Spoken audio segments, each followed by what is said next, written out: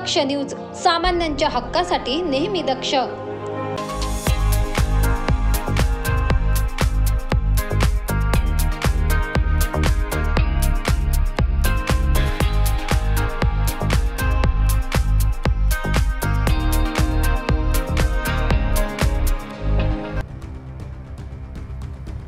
Hit and run कायद्यातील नवीन तरतुदीविरोधात इंधन tanker चालकांनी संप पुकारला होता। त्यामुळे पेट्रोल आणि डिझेलचा पुरवठा ठप्प झाला होता। अनेक पेट्रोल पंपावर पेट्रोल आणि डिझेलचा साठा संपत आल्याने नागरिकांची एकच तारांबळ उडाली होती।